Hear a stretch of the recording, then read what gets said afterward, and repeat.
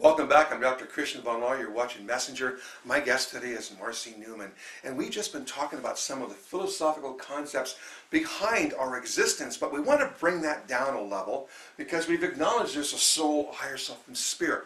But in the practical world, we don't usually talk in those terms, but one that Marcy speaks to, which is always exciting for everyone to understand, are soulmates.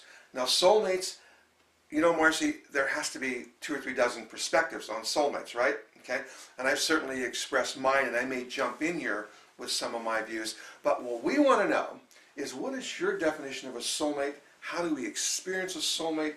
Where are they? Are they real? How many do we have? Anywhere you want to go with that, and then I'm going to play off of that with you. Okay, great. Sure. I think, first of all, that that each of us has a limitless amount of soulmates in our lives. I think that soulmates often get the connotation that they need to be romantic. And I believe that the soulmate is someone who comes into our life with a very purposeful connection to us. And, excuse me, that connection is one always that elevates us.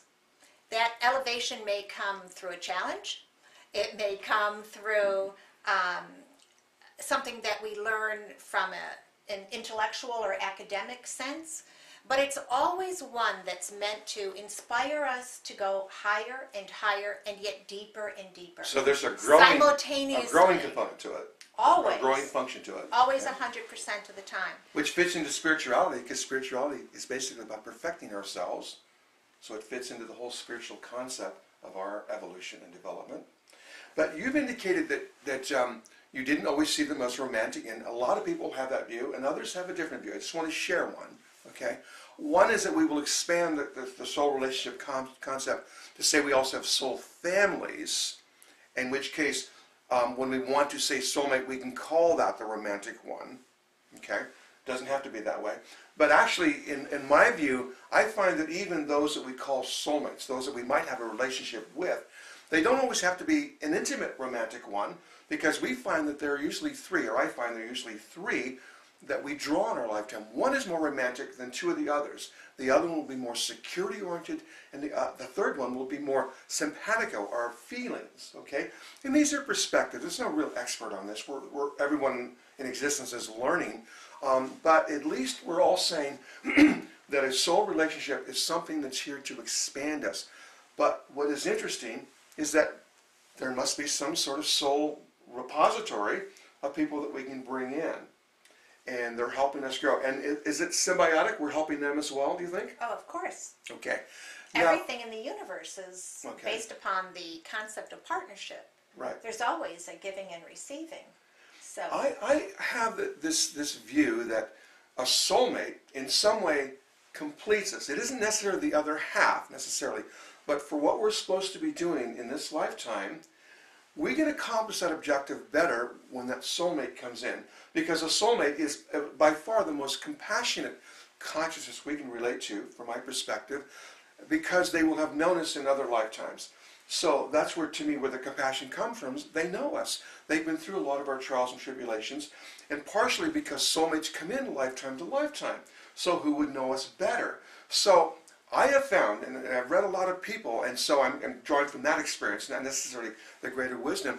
I have found that when we draw these soulmates, because we've known them lifetime to lifetime, they actually serve some purpose in this life, helping us to accomplish what this life was supposed to be about. Now, think of it this way. If I actually had that soulmate in my life, I don't have to worry about the focus anymore. I mean, that person's going to provide the focus for me. And also, I don't have to be worried about looking for relationships and doing other things in life that we struggle with, because they're going to make my life easier. So technically, my life works for me, relationship-wise, so I can accomplish the rest of the business of my existence. Have you found something like that to be true for you? Or is there maybe more things that a soulmate can do for us? well, I think that maybe in essence that almost every person that comes into our existence is a soulmate, because they serve a purpose in some way. Every relationship that we have is essential to our evolutionary process. I think that there are some that certainly stand out more than others in terms of having been the catalyst for us to just expand beyond where we were in a very recognizable way. So the awareness, our awareness of their impact on our lives has been greater. But I also believe that very often we have these relationships, or we have these experiences with another soul or another spirit that touches us in a way that also becomes the pivotal point for a shift in our perspective. Exactly. That's what I was going for. Right. See, if that soulmate, and we have slightly different views, but we're close. If that soulmate has known us from lifetime to lifetime, they also know what we're going for, our path, our overall path, not just in this lifetime, our objectives. So they come in and sort of give us, in a way they act like a guide. They sort of give us a goalpost, okay, and a place to get us going down a path in a particular direction. So in that sense, I do think they're functional. And I just love the idea that everybody, relatively speaking, is a soulmate, perhaps in development or learning, and their value to us is somewhat relative.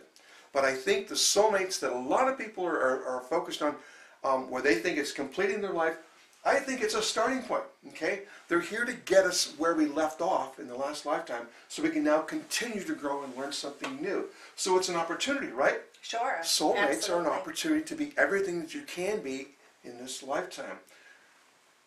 And beyond. Yeah, wow. But, you know, how do you find them? Where are they?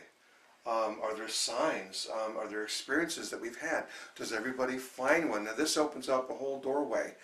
What are the kind of things that you think are driving people to be looking for a soulmate? Maybe that's where we should start. Why is everybody focused on a soulmate? Again, I think that because most people's connotation of a soulmate is of the romantic kind, that is what most people are searching for, or feel that they need in order to feel completed, as you said. Let's stop there and Okay. complete that thought. If most people are feeling that, is that a valid feeling? Of course it's valid. Okay, so then... Of course it's okay, valid. good. What our intention is in creating this new awareness is that feeling of fulfillment, that feeling of being connected, really needs to begin with. Is that a greater expression of love? Everything is a greater expression. It may of even love. be a bigger expression of love than we tend to define it as. So maybe we experience love in a greater way with that soulmate. We have a better understanding, a broader perspective of it, more experiences and feelings of it, okay? And maybe that acts as that catalyst you were mentioning to other things.